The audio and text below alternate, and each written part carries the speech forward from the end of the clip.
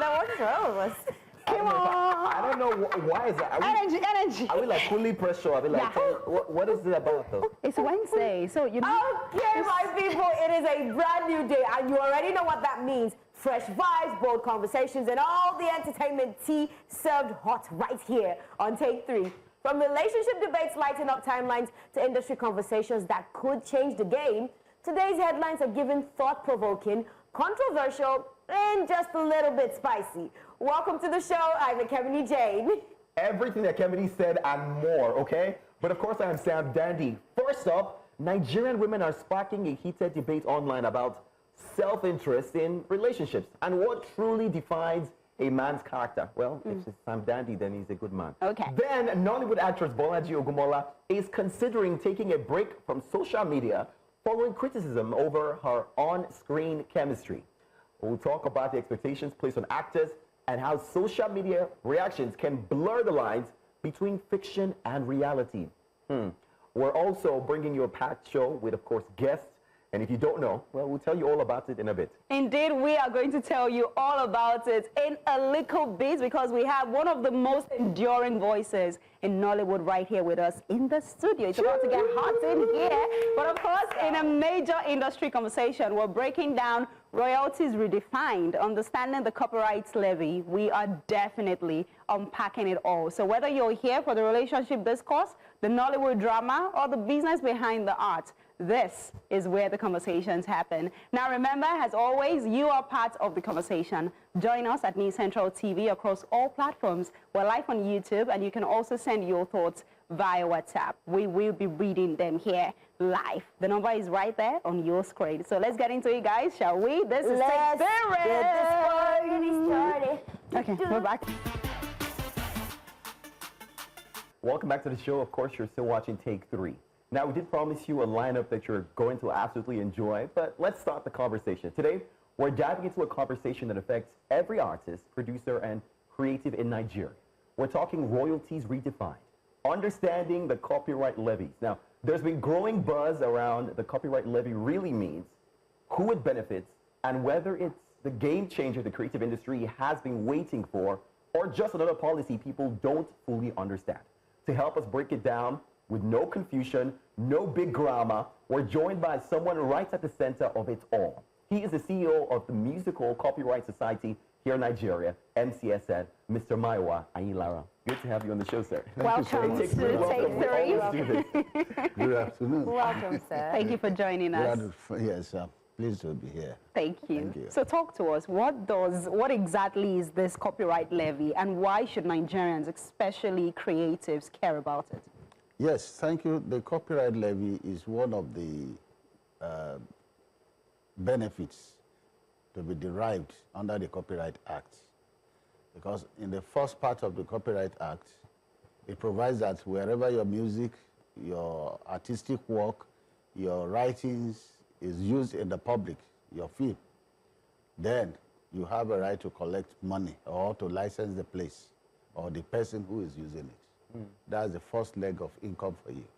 But there are millions of people, private people, who are exploiting this work without pay, without any permission. For example, many of us with our smartphones, Android phones, we send musical works to ourselves. Right. We share music on our platforms, and we share even films on our platforms.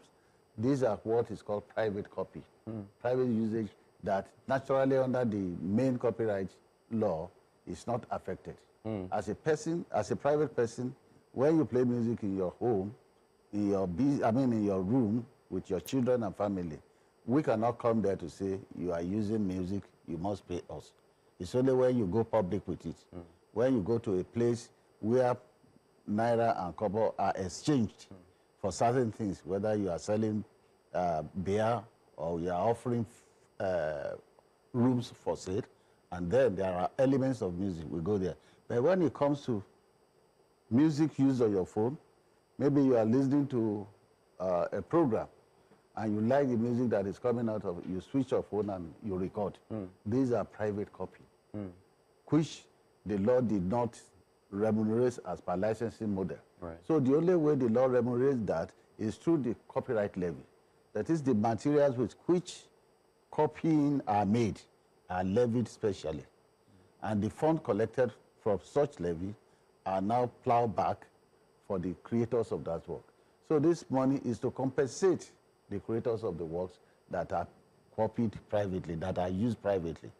So that is just the essence. For example, if I'm driving my private car and I'm playing music in it, or even watching a movie, nobody can come to me and say, hey, because you are playing music in your car. No, it's my private car, which is different from when it happens in a taxi. Taxi is a public arena. We can go to a taxi man with a CD and also license him, collect royalties. But in this world, it's not possible. So the only way they can remunerate the owners of the music that I played in my private car is through the copyright levy, which has been collected over the CDs I played in the car, or flash drive, or even materials like Bluetooth. So all this money are the things that come under the private copy levy or copyright levy. Okay, so recently the NCC disbursed copyright levy funds to MCSN. Yes. On what legal basis was MCSN chosen as the recipient? Thank you. The disbursement was made under the Copyright Act 2022. And under the Act, it gives the government or the NCC to collect this levy from all those materials that were in the order made by the Attorney General of the Federation and Minister of Justice. That levy order has so many items upon which these levies are collected. So when the same law provides that when this levy is collected, it should be warehoused in the Nigerian Copyright Commission, who should disburse the money through the collective management organizations, which is, one is MCSN, another one is AVRS, which is Audiovisual Rights Society, and the last one is the Reprographic Rights Organization of Nigeria, REPRONIC. So these three organizations are the legally recipients of this money from the NCC. So that's what qualifies MCSN to receive the money. So because the money is collected under the collective management system. So if anybody is not under the collective management system, is not qualified to receive even that money. So it's not just because you're a CMO. You have to be registered. Yes, you have to be approved by the government to even do the business of a CMO. So you can't just say, hey, because I am an artist or we are a group of artists, we want to be collected. No, the law states that the NCC, that is the Nigerian Copyright Commission, must approve you, must license you to do that business. Just like the CBN would license a bank before going into banking operations. So you can't just say because you have some kind of qualifications, you just jump into the business without the appropriate corporate and government recognitions. No, that is not the case here. You must be approved. Okay, But what about the record labels? Where do they come in with regards to this? The record label will have to also align with the CMOs. Okay. So the CMOs have the platform with which to take them in and represent them equally like the individual artists. And don't forget, the record label, of course, yes, they are partakers in what we call sound recording, which is one of the rights recognized under the copyright law. But sound recording is a shared right between performers and recording labels. So if I own a record label, Mayo Music or Mayo Records Nigeria Limited, and I'm engaging you to come and perform, and I recorded your performance on that record to sell to the public. Whatever is that proceed, I must share with you. So performers are interest stakeholders in sound recordings. So most of these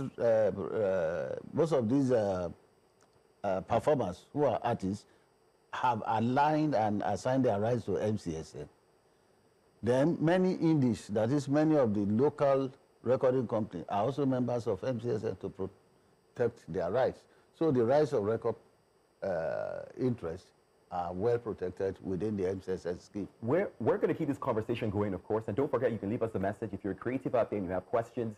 This is the perfect time. But we also do want to, of course, welcome another guest, because I think it'll be important to have a lawyer on the side of this conversation. And we want to welcome entertainment lawyer himself, Ibukun Optimist. Ibukun, good to have you on the show. Ibukun, thank you so much. Okay. Your audio was a bit shaky. We want to be sure it's clear. Thank you for joining us. Okay, yeah, I can hear you clearly. All right. Ibukun, real quick, I want to ask you a question, right? Legally speaking, okay, because, I mean, that's where you come in. Yeah. Can the NCC distribute copyright levy funds to just one CMO? Because people are asking that. When other right holders representatives exist, what do you think? All right. On that section 89, which talks about the levy of copyright, the laws give the right to the commission to distribute to recognized CMO. However, there is a particular place in that same section that stated that the minister, the commission, can distribute to the legalized non-CMO, and they can also distribute to other representatives. That is section 89.3, which stated that the funds can be distributed to CMO. So let's say, for instance, it has been distributed to the only recognized society that are receiving the money.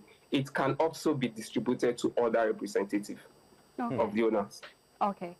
So, Optimist, if a label or rights owner has maybe not given the MCSN a mandate, do you agree that MCSN cannot legally collect or distribute money for, you know, these artists maybe, or the performers?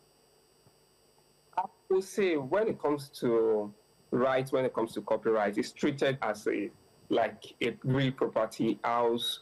It's treated as your car or something that you own. So, and someone, they end up collecting the particular money. That doesn't justify that they can. So, to answer the question clearly, they can end up collecting money, but they have to distribute it to the rightful owner. It's just like I own a property, someone end up, or a government end up taking my property and on my behalf without my permission, and they end up using it. So they would definitely have to give him a right. So this, for instance, label, rightful owner end up owning that particular right. If they end up going outside, getting the money, it is very compulsory for them to refund the money back to the rightful owner. But ordinarily, they have to have right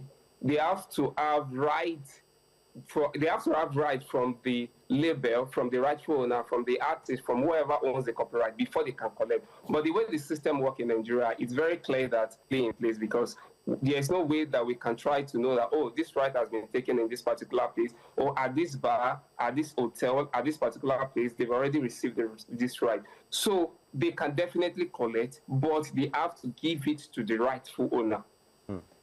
So the big question is the disbursement of these funds. Yes. Yeah, I mean, I was going there, that how exactly will the 1.2 billion naira that, you know, has been paid now, the copyright levy, be distributed? And what are some of the transparent mechanisms that the association will probably put in place to make sure that it gets to the grassroots performers or musicians, like you mentioned? I mean, we saw that in the press release that, you know, we saw recently.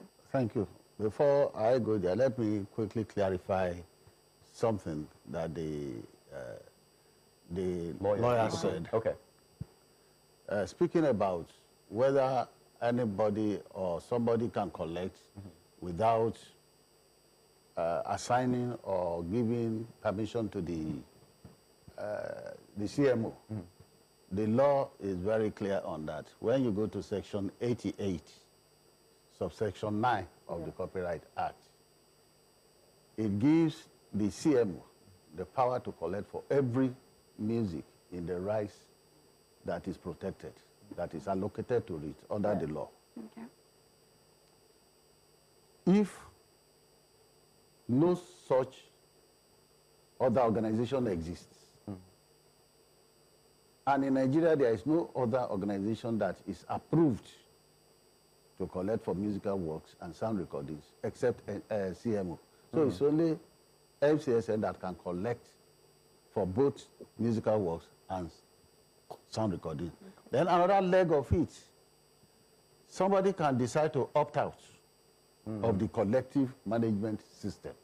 That, okay, I'm not going to be part of it, I'm going to be collecting my royalties. So once you take that position, you give MCSN notice.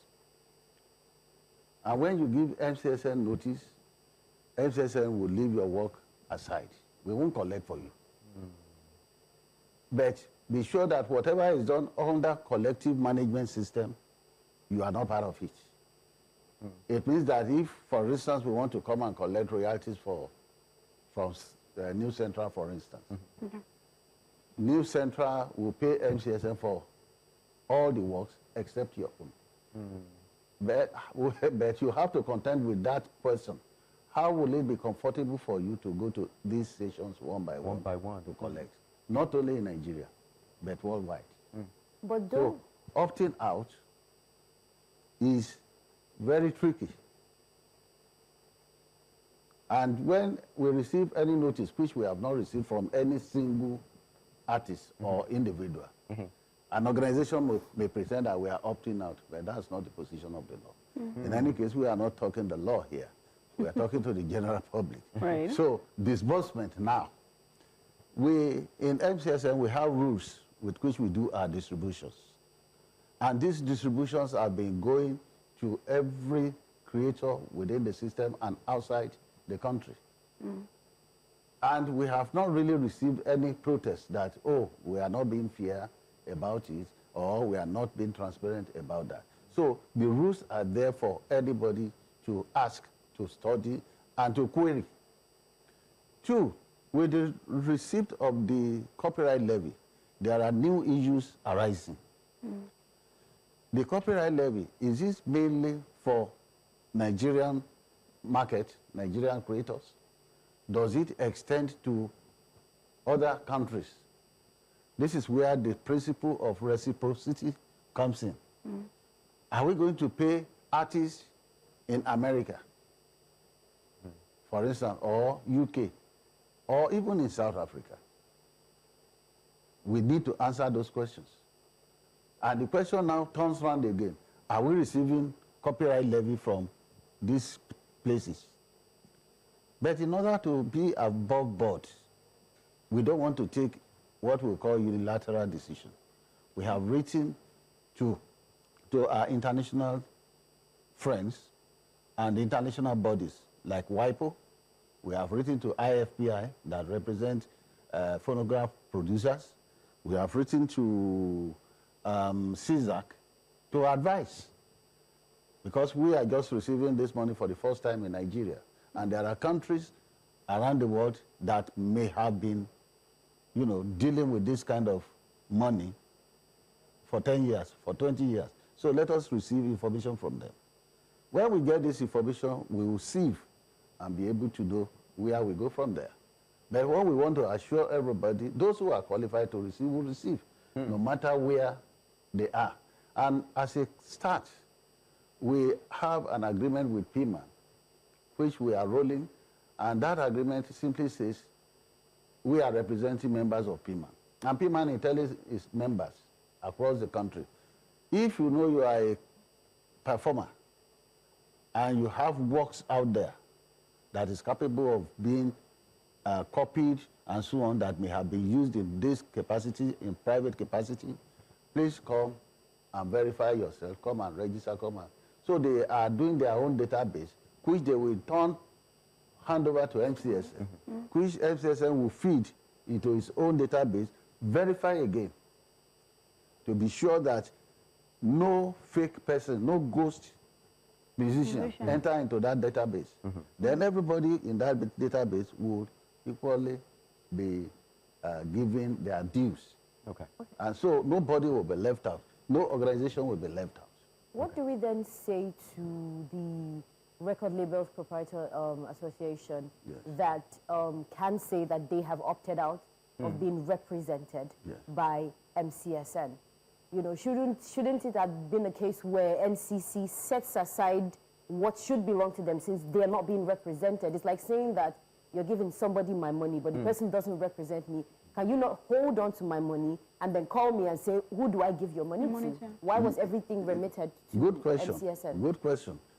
When a system is created to solve a problem, right, people for whom that problem is to be solved should not exacerbate that problem.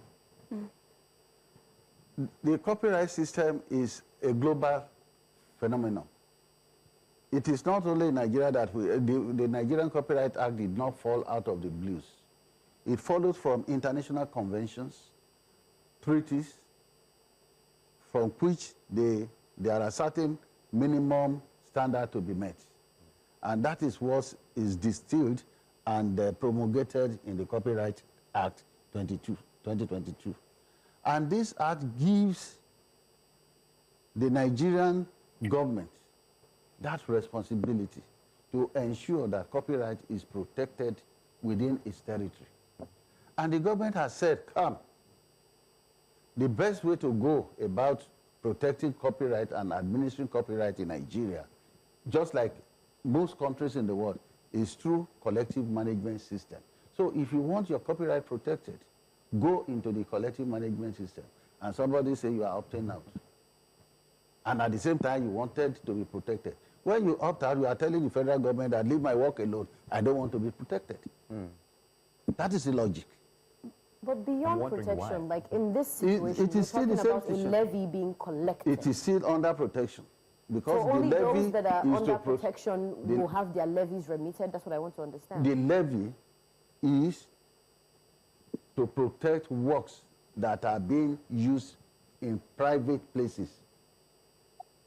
I've talked about the public places, where we go in, we license and we sign and we collect the money. But this is what we collect under the copyright private usage protection. It is still under the collective management system. It's like political party. You say you want to collect, you want to be fielded as a candidate. You want to contest an election. The law says you can only you can only contest election under a political platform, a political party platform. Then you come and say, no, I don't like all those parties. They are too gangsteric. I am this and that. Therefore, I want to go and contest on my own. And you think you can win? Or you can even be allowed to contest? I wish we had all the time to talk about this, but I wanted to clarify, right? Over the years, it's been known that the MCSN, to collect primarily composition, like publishing royalties, how come they are now collecting royalties for sound recordings, masters? One thing is very clear.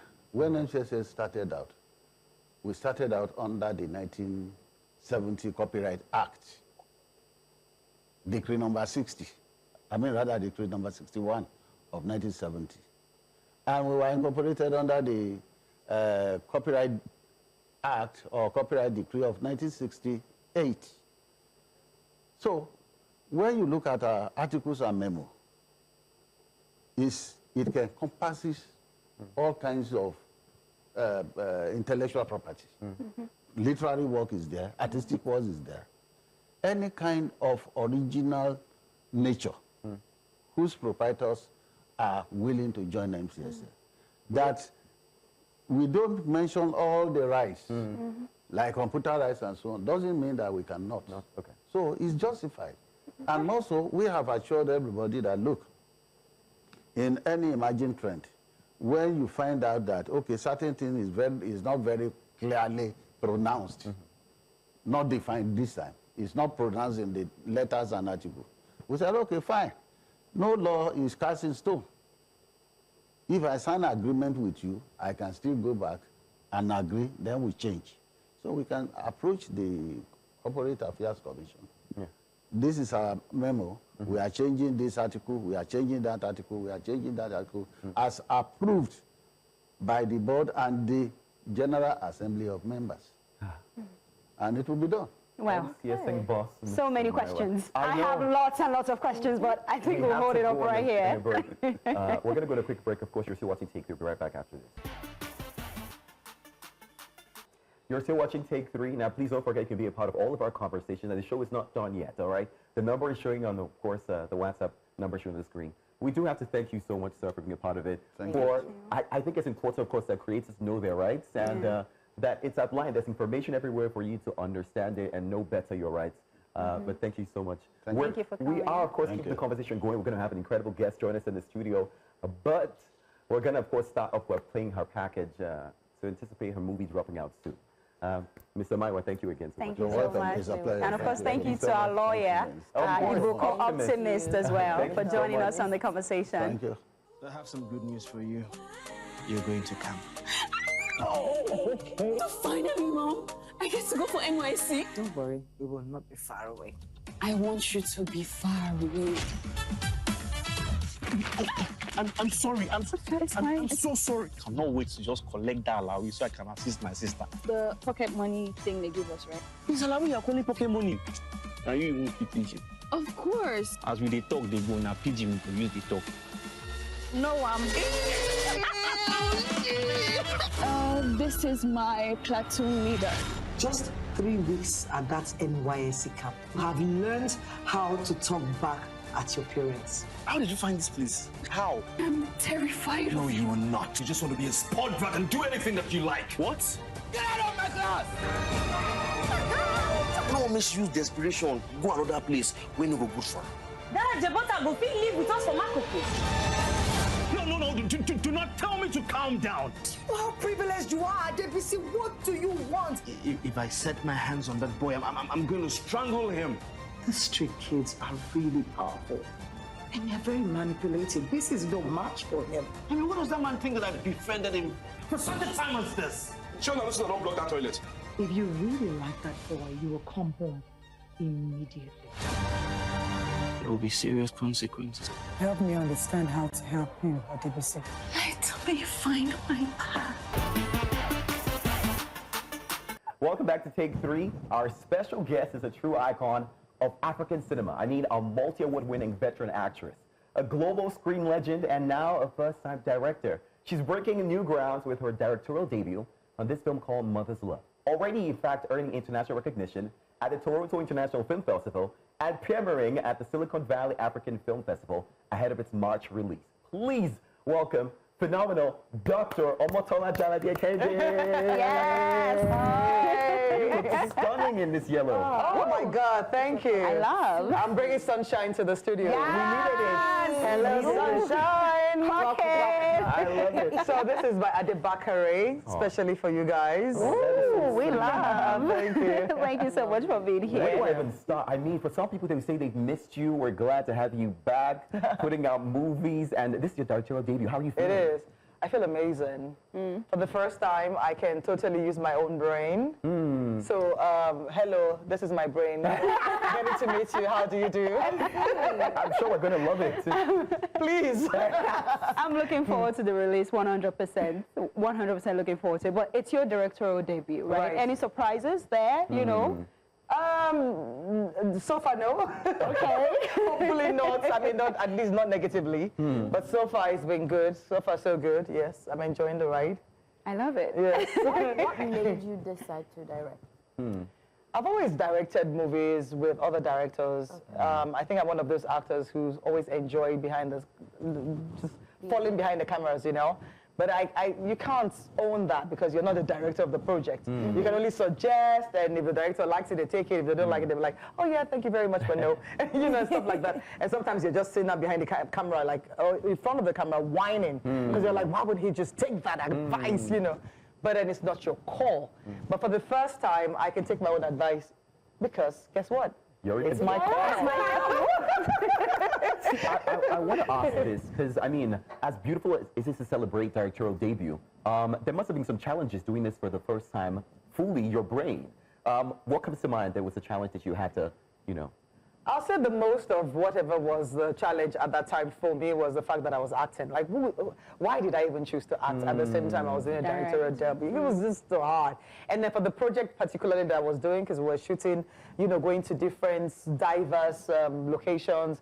We went from Banana Island to Makoko. I mean, shooting in Makoko in itself is hectic. Hectic. You know, and so doing that as your directorial debut, where you're just, you know, trying to get comfortable with yourself and the camera and your own commands and the responsibility of if this goes right or it goes wrong, it's on you. And then you, in the middle of that, you're figuring it out. You're like, okay, I think you're in the groove. You know, you're enjoying it. Like, yes, yes, yes. And then the next thing is, director, please, you're on set in the next scene. What a bummer.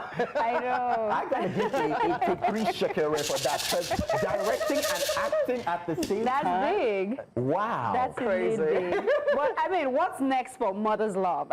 Now that you've opened it to the world stage, you know, are there plans for a broader release or maybe a festival circuit strategy?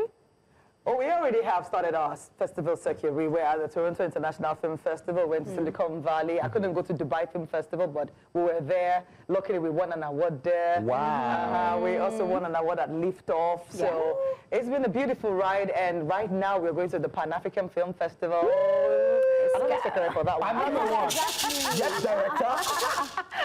And so I am going to represent the movie, by God's grace, from tomorrow. I'll be flying to LA to go represent us, to go represent the movie and to go represent Nigeria. You know, we're doing our thing. I want to ask, because when I saw the title, I mean, like, we know the name, you know, and again, it's a big directorial debut, but I thought Mother's Love. Why that title? What about the story? You know, why was that important to you? When I was going to do this story, I was looking for a small story. I was looking for a small story because I was only here on vacation and I knew I was going to be leaving very soon. So I knew that I didn't have the luxury of doing any project that was going to be too big or anything. So I was like, you know, I just want to test the waters now that I've done a little YouTube project and I feel like, you know, I have a hang on it. Let me just do, you know, a feature or stuff like that. I casted other people and they were like, no, you're going to do this role. And I was like, oh, that changes everything, you know, and everything. And immediately I started to think, oh my God, that means I'm scaling. But I now thought about the story that naturally just appealed to me the most. And to be honest, it's one story that has been in my head for the longest time.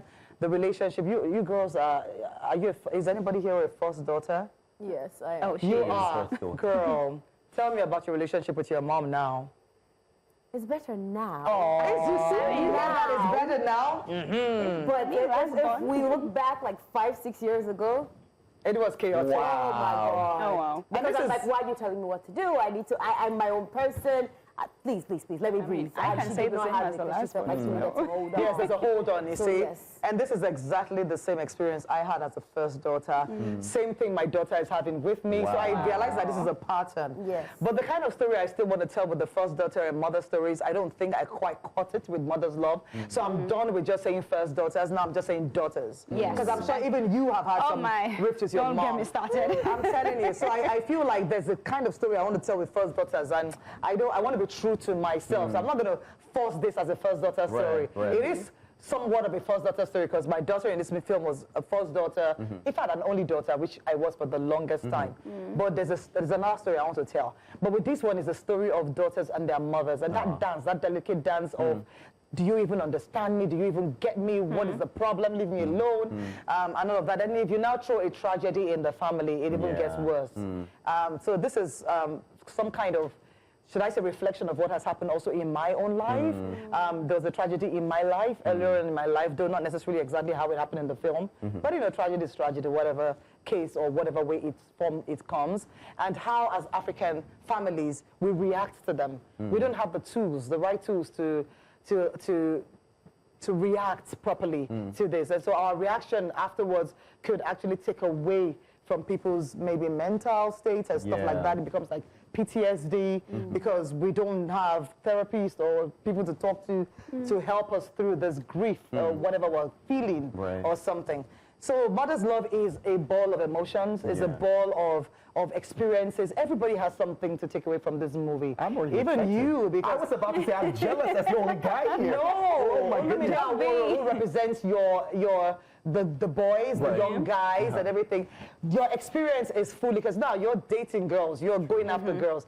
Guess what? He went after a girl that was way above his pay grade. Okay? Yeah, his pay grade, his class, is all of it. And he got what was coming for him. I can't wait to see it, 100. And we don't have to wait much longer, right? No, it is coming out March 6th. Yeah. Yes, it's been a minute that this project has, tomorrow. It's been a minute that this project has been on for, so I can't wait for people to see this project. And, you know, I keep saying this movie is a gift. It's a gift to is a gift to me, first and foremost. So as it is already, it's already very successful, because I never thought anything major would come out of this movie. That is the truth. Because of the way I shot the movie. It wasn't shot intentionally. So for me, I'm just constantly being surprised by everything. So it's a gift. It's a major gift to me. You know, with all the festivals that we're having to go to, like, what? Like what? Like already? It's ridiculous. So I want people to experience it, experience the magic. Where were you? A time will come when they will ask you, where were you when Mother's Love came out? Don't be missing in this story. Don't be missing. I mean, I gotta be honest, I'm still a bit starstruck, you know, because this is the iconic. Kinda. Come on, think All about of us it. kinda. Think about it. I want to ask. my breath. I want to ask about, you know, the way storytelling is told nowadays. You know, I mean, this is, you know, not only are you talking from a place that you've reflected on. We see stories that are not in that form all the time. How important is this for Nollywood to tell stories that you think that we can all learn from? You know, the average person can get something and change their lives through. Right, I call them human stories. I think that was the backbone of Nollywood. I think somewhere along the line we lost that. We started to do, I mean, which is okay. We need to get into other genres, you know, action and this and that. It's okay, but if we can't do it very well, then at least we can go back and do what we can do very well, which is drama pieces, you know, heartfelt stories. That's where I've chosen to start from anyway. As I get more money, then I can be more bossy. Talk about that money. The money is important. Very important. It's very important, and it's very, you look, filmmaking is very capital intensive. Unlike maybe music, where you can just get into the studio, sing, and then you guys can just be playing, vibing, and then there's a heat. And then, you know, you put some money. I mean, the videos are quite expensive, but even these days you can shoot the video vibes. People use their phones. Their phones. And it will just blow. You can't dare do that with film. The smallest film would have at least 30 cast. I mean, 30 cast and crew. The smallest, I'm talking about personal projects. At least 30 cast and crew. Is it that unfair that people started to compare even recently, you know, how Afrobeats is doing so good around the world and our film industry is not doing as well? But we did way better than them starting. You know, come on. We introduced Afrobeat to the world. Have you forgotten that it was 2 movies that everybody got to know about African Queen? And no, that's not right. That's not right. African Queen was a big hit already in Africa, and I'm not sure if internationally, but you know, it became a bigger phenomenon even in America with that movie with Monique.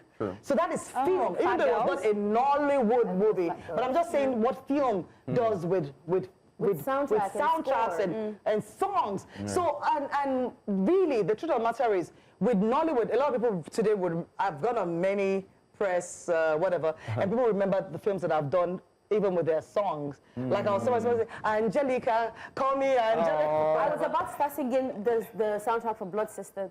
Don't you know, don't you know? I don't even know it. Very long time.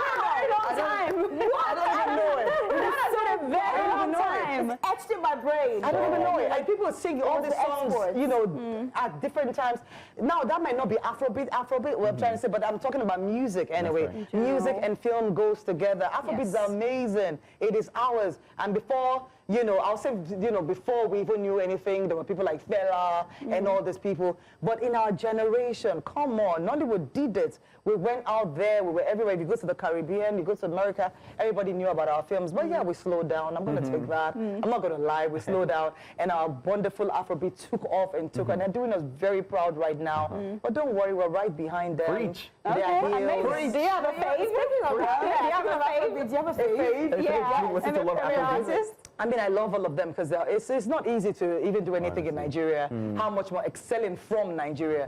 So, I mean, I love many songs. I listen to them. I don't like songs with profanity. You will never catch me listening to any of them. I'm sorry, I'm old school like that. We love it. You have a repeat right now. I don't think I have any particular song on repeat. Right now, I'm doing press songs. I don't even have time for people to hear my own voice in my head. But there's one artist that I listen to all the time. I don't know if you're still singing anything profanity or whatever. I haven't heard any of his songs, and I love them anyway. Kiss Daniel's songs. I think he's my all-time. Mr. No Bad Songs. Yeah, I listen to. Everybody that knows me knows I love anything Kiss Daniel's song. You know, he always before he even sings it, I'm already waiting. I'm going to like it anyway. And I used to like this lady a whole lot. I don't know what happened. I play her song so much in America. White people always ask me, who's that? Who's that? And I'm like, yeah, Cynthia Morgan. Cynthia. There's a going on right now. There's no one who gets into any car of mine that would never hear it. It's always on my playlist. It's like it's just going back to back. You know, and I don't know if that's Afrobeat. Is it Afrobeat? No, honestly, to be honest, the question of what's Afrobeats now is any music that's come out of Africa. We have decided it's ours. As far as we're concerned It's right ours. now. Which Yeah. is not the indigenous definition, but okay. Yeah. That's why I guess Well, international people. we're so pressed for time. I mean, I know that we could go on and on and on and on Honestly. here, but let me ask you this. Professionalism and craft have, come up a lot in your comments. What advice do you have for actors and filmmakers who are trying to build a legacy, without looking at the social media metrics or whatnot? Oh, the social media thing, yeah. We love it, but then relax, okay? It's relax. With our films and with our job, it's a serious job. It's a serious job. Please, we can't take it. It's not vibes. It's a serious job. We do have fun and everything, but it is still a serious job. Please, we need to relax. We need to start to listen to the story. We need to take the stories seriously. It's a business. It's show business. It's not just show. It's show and business. Yeah. All right. And so the business part of it, and these are the things that we got right in early Nollywood as well. You might look at it and say, oh, back then, our films were not as glamorous as these ones now and everything, but what did we do right then? It was because we took it very seriously. Even if you weren't paid at the time, you would come on set and you would work anyway. Yes. Because we understood that, look, we had to deliver. There were people who were waiting for these films. They wanted to watch these films, and we're going to give them the films. Wow. It would be hard in those days for you to say someone was not maybe promoting the movie because you were so excited to be in the movie. You were so excited to be in the movie. Damn, you will promote that movie. Yeah. Come on, So please, please, please. I know that the fans love us and we love you too, but understand that this is a job and that it's not. These movies don't just end in Nigeria. It's not vibes. It's not just we have standards also that we need to. We have other industries also that we have to live side by side as, and they're looking at us and they're watching, are these people worth our collaborations, stuff like that. So we have to also present ourselves with some kind of seriousness and some kind of, in all of that, so we still want to find the fun. Wow. So we have to find that balance. Like I said, we could go on and on and on. Yeah. But we have to go now. For the queen. But ladies and gentlemen, the iconic Omotola Jalade-Ekeinde. Thank you so much for being here. I've enjoyed the midst of this Gen Z. Don't laugh. Gen Z. Are you a millennial? You better say you're Gen Z now. I am millennial. She's a millennial or she's a millennial? What is wrong with you? But these Gen Zs, they bully me. They bully you on this side? Yes, we gotta go, guys. Thank you so much for being a part of the show today. Watch Mother's Love. Come on. Absolutely. Listen, why you got to sell my market for me? 6th of No worries. 6th of March. 6th of March, guys. Like I said, it's tomorrow. We'll be there. We'll be there as well. Okay, guys. We'll see you tomorrow, yes. You don't want to come to work tomorrow? You'll be cool. Kevin is not fighting. I'm done. I'm done for She's millennial, that's why. Maybe that's why. Exactly. Thank you for watching, guys. Mother's love. Mother's love. Mother's love.